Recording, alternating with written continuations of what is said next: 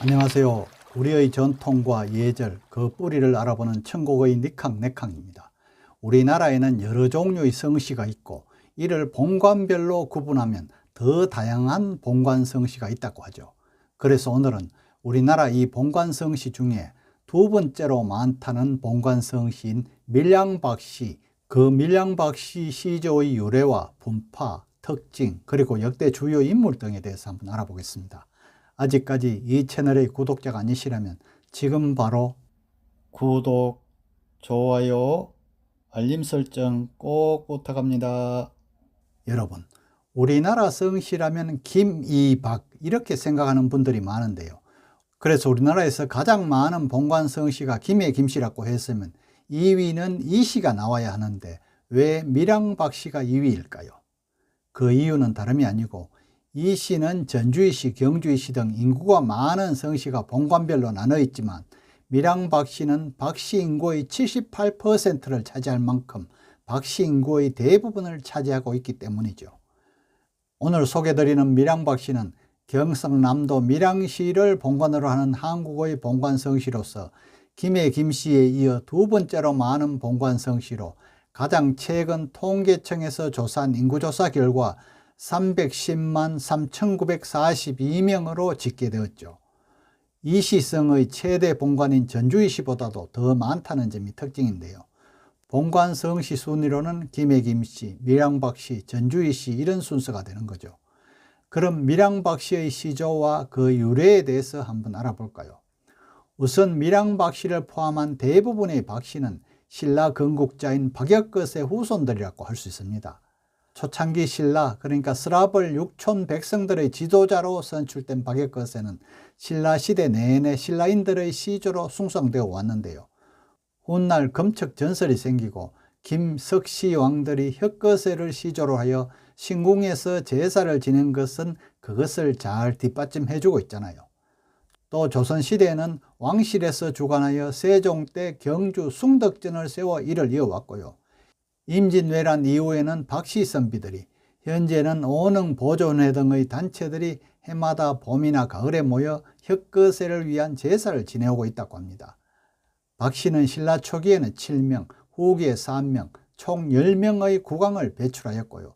박역거세의 후손은 크게 절대다수인 일성왕계와 소수인 파사왕계로 나뉘고 있답니다.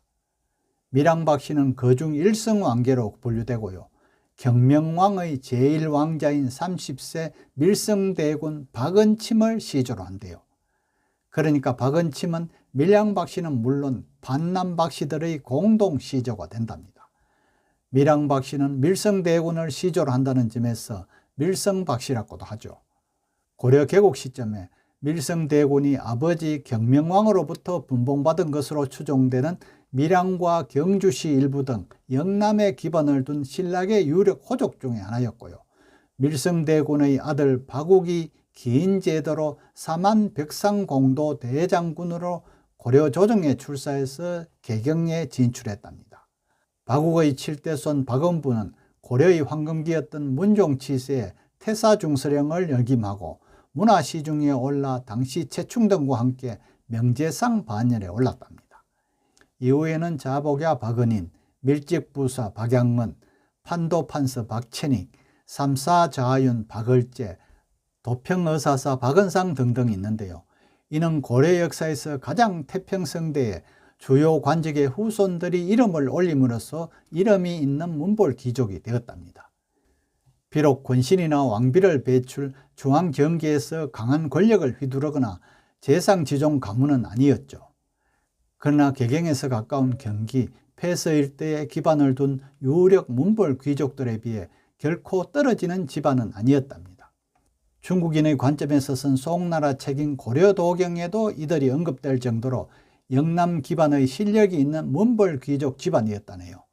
특히 신라 말년부터는 경주 땅은 박씨의 영향력이 강했다고 볼 수 있는데요. 실제로 신라 말기의 영토가 경주 일대로 축소되어 김씨들의 기반이 거의 날아갔는지 이 시점부터 박씨 왕들이 새로 나오기 시작했답니다. 김현성의 김씨 복위 반란으로 경주 안에서 시가전이 일어났지만 박씨인 경명왕이 이를 진압해서 지배력을 확고히 할 수 있었던 것이 결정적 근거라고 볼 수 있습니다. 특히 박씨 왕들은 무덤이 몰려있는 경주 남산 서쪽의 배동 일대에 경혜왕릉, 배동삼릉, 오릉, 박씨의 성지인 나정과 경혜왕이 피살당한 제사용 연회공간인 포석정 등이 있는데요. 이들은 박씨와 역사적 연관성이 높은 유적들이 대거 몰려있는 것으로 보아 이쪽 구역이 박씨와 특별히 연관이 깊은 것으로 보인답니다. 밀양 박씨는 조선 개국 518년을 통틀어 문과급제자가 261명, 묵과급제자 1125명, 상신 1명, 대제학 2명, 청백리 2명, 공신 6명, 생원 진사 756명을 배출하는 등 대단한 가문적 행보를 선보였는데요. 박충원은 명종 때 대제학을 지냈고 박성종은 광해군 때 영의정을 지냈으나 인조 반정 후 자결하였으며 박열은 중종 때, 박신규는 숙종 때의 청백리랍니다. 또 밀양 박씨의 두드러진 인물로는 우리가 역사 시간에 배운 조선 후기 실학의 대가 박제가가 있죠. 그는 서자 출신의 북악파로 4번의 연행으로 북악이를 저술한 연암 박지원의 제자랍니다. 다음은 박은식 독립운동가이자 역사학자입니다. 그는 이승만 박사에 이어 대한민국 임시정부 2대 대통령으로 안중근 의사의 부친과 학문을 교류하였죠. 실학과 양명학을 접하고 개화사상으로 전환하여 신민의 활동, 국혼을 살리기 위해 한국통사, 한국독립운동 지열사 등을 저술하였답니다.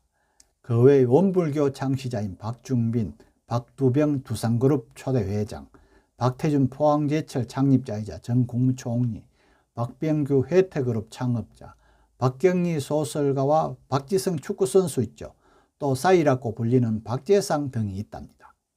그리고 특이한 점은 밀양 박씨의 경우에는 학렬의 폭이 굉장히 넓은 연령대로서 다른 성씨와 달리 학렬이 무려 10세 손 이상 차이 나는 경우가 의외로 흔하다네요. 동연령대에서 복야공파나 은상군파에 속하는 사람은 규정공파나 양상군파에 속하는 사람에 비해 학렬이 훨씬 높다고 합니다. 복야공파나 은상군파 계열은 현재 시조 61에서 64세 손에 포진해 있는데 규정공파 기준 해당 학렬이면 최소 조선 정조 시대까지 올라가야 합니다. 또 밀양 박씨의 본거지인 밀양은 경상남도 북동부에 있는 지명으로 삼한시대의 변한 일부로 가락국에 속했고요. 신라군에 병합되어 추화군이 되었다가 757년 경덕왕 16년에 밀성군으로 개칭된 곳입니다. 밀양 박씨는 신라 시조 박역거서의 29세 손인 경명왕의 세자인 박은침으로부터 세계가 이어졌고요.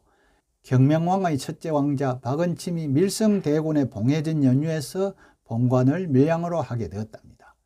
굳이 추가하자면 부산광역시나 전라남도 여수시, 목포시, 전라북도 군산시 근처로 갈수록 전체 인구에서 밀양 박씨가 차지하는 비용이 높아진대요. 이와 같이 집성초는 경주이시와 마찬가지로 충청도나 전라도, 경상도에 포진하고 있고요. 전주이시나 경주 김씨처럼 이북 지역의 인구와 집성촌이 많은 것과 대조된다고 할 수 있죠. 오늘은 우리나라의 수많은 본관 성씨 중에서 두 번째이고 전주이시보다도 많다는 밀양 박씨 시조의 유래와 분파, 특징, 그리고 역대 주요 인물 등에 대해서 알아보았는데요. 다음 시간에는 또 세 번째로 많다는 전주이시에 대해서 알아보도록 하겠습니다. 끝까지 시청해 주셔서 감사하고요. 구독도 꼭 부탁합니다.